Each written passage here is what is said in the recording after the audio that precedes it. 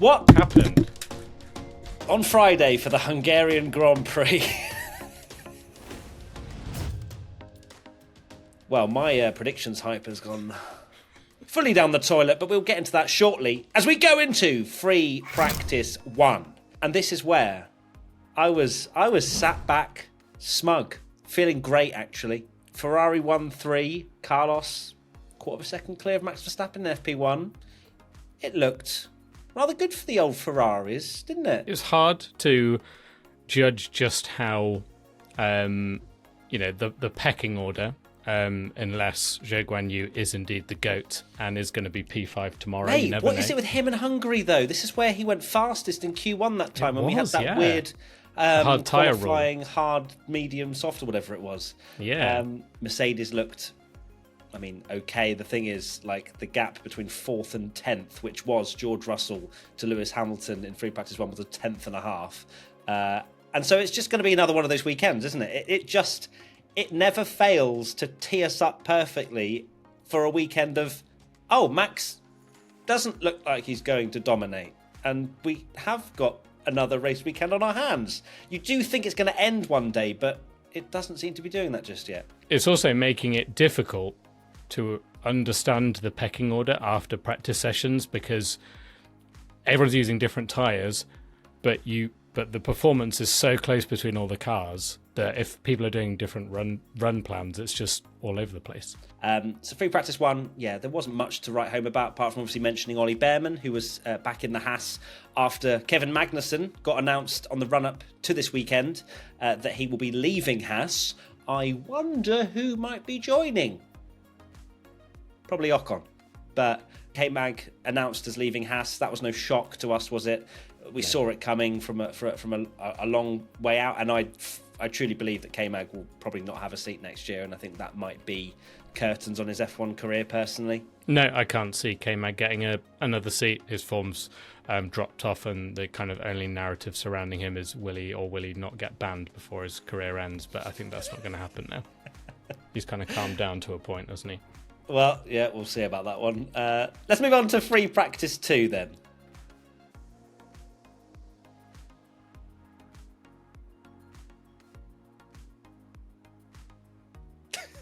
You thought I'd frozen, didn't you? No, genuinely, my computer is absolutely on fire, and I was like, thought I'd frozen. No, I was just in despair, mate. But yes, free practice 2. Yes, so Charles Leclerc ended up in the wall, still beat your GOAT Yuki Tsunoda, so I'm not sure what that means about him. Potentially, lose his seat. Very comparable cars there. Yeah, massively, mate. But yes, back to Charles Leclerc. Of course, he bottomed out on the exit of turn number 4, I believe it is. Martin Brundle stood at that turn 4 viewing point and watching them fly around there, especially when there are slower cars meandering on the left-hand side. The speed difference is absolutely ridiculous. But not just with Charles Leclerc. There was, of course, Zhou Guanyu as well, spun out at exactly the same corner.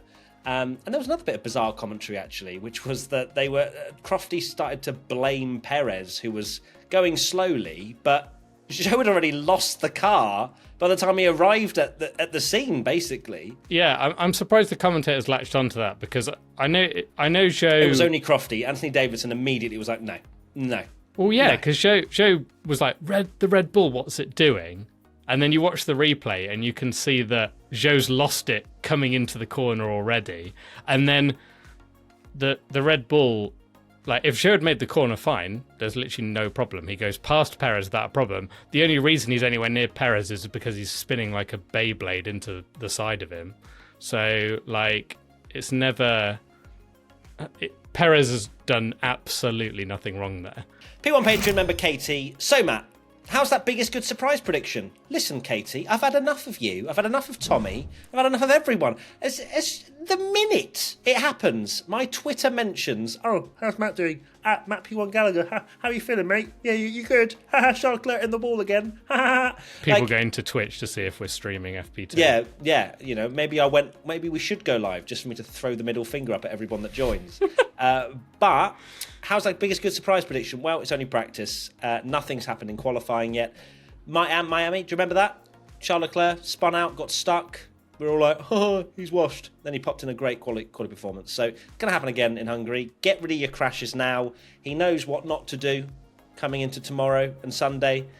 Full delirium, back-loaded in. Carlos Sainz looks still quick in the Ferrari. Even in the long runs, I think Mercedes, McLaren, Red Bull, they all looked comparable. So it could be that qualifying is the big one around here, especially as it's Monaco without the walls, apart from when Charles Leclerc spins, and then there are walls. Yeah, you can take some positives that Ferrari do look quick, but I think the problem here is that it's another kind of high-profile spin when you've got to say confidence is probably already quite damaged from what's happened. So not the great start, but at least it's practice. Another question, V1033. Yes, it's only practice, but championship back on? The upgrades on Max's car doesn't seem to have gained Red Bull much lap time. Now, there were a few big upgrades going into this weekend, Ferrari being one, Aston Martin, Sauber and Red Bull. Red Bull being the most striking, it has to be said, where they basically have just got rid of that bulbous sort of whatever we used to, what did we call it? I can't remember what we called it now. Like, it's almost like a headrest or something like that. Like it was the travel pillow. Travel pillow. That they've just completely eradicated that now, and gone for a different spec for more high downforce tracks, which on paper sounds incredibly scary. But judging by FP1 and FP2, we're not too scared of it just yet. But let's see what happens in qualifying. But right now, Red Bull, it's hard to say. We'll say Friday, but at least Max isn't half a second clear. It's interesting that when they went completely the other way and their whole idea was, well, we can't develop the 2023 car to be any better and everyone will just copy our 2023 car, so we get something radically different. And they've kind of, has to be said, they've kind of stalled with that now, and the other cars are definitely catching and they're finding themselves more in the pack. I don't know, I saw something quite savage from Oscar Piastri on TikTok actually, where he was talking about who was going to be quick, and he was like, well, yeah, the Mercedes will be quick and the Red Bull are always quick. Well, Max is quick. And it was like, oh, ouch. But it's Bull. Yeah, I mean, but it's true. Itself, yeah. That being said, Perez was a couple of tenths off Max, which that's where we want. That's where we want him. That's where everyone wants him. The problem with Perez is that the field is so close now. And, we just did a Patreon pod the other day and about 2021 Hungary, and Perez was P4 on the grid, Max was P3, but Max was 6/10 ahead of him. 6/10 now is he's not getting out of Q1, so this is the problem Perez finds himself in. Certainly does.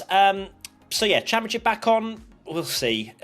We've been saying that for the last few weekends, and every single time Max has extended his championship lead, no matter what kind of crazy race is thrown at him. Next question. O2 Rachel Rebecca, 7-car fight for pole?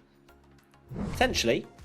I think that perhaps Mercedes are lacking a little bit of that one-lap pace. They looked good in the long run with George Russell, but right now they've not really shown too much on that side. They've not got within sort of 4/10 of the fastest time in either FP1 or FP2, and Mercedes usually show their hand a little bit if they tend to be quick in practice. But I think it's between it could well be Lando, Max and Charles. Yeah, that's the top three. Yeah. But Carlos is also looking great. Carlos is looking has put great lap times for both sessions today. So maybe both Ferraris. And we'll see about Oscar Piastri, because, of course, he didn't have the greatest of FP2 sessions, down in 13th. No, he had some bad luck being stuck in the garage. But this is the thing with McLaren. They're looking very quick again. They've been quick on so many different circuits. Silverstone is incredible for them. But you come to Hungary, which is completely different characteristics, and they were very quick last year as well. They, just exactly what we said after the British Grand Prix, they need to start winning races now. They need to start capitalising on this amazing car. Exactly. Frank couldn't agree more as well in the background. My guy cannot wait for tomorrow and qualifying. We won't be live, unfortunately, for qualifying on Twitch, but we will be live on Sunday for the race, and we'll have all of our usual podcasts. As always, you might even enjoy a little in-person podcast, myself and Tommy, tomorrow, because we'll be seeing each other at the Formula E. So we'll see you very soon. Lots of love, and adios. Wait, Tommy, what's your Bye. final thoughts? I'm so hot, I forgot to ask you final thoughts. I am Final honestly melting right now. Final thoughts are I'm warm. Thank you so much for that insight. Goodbye.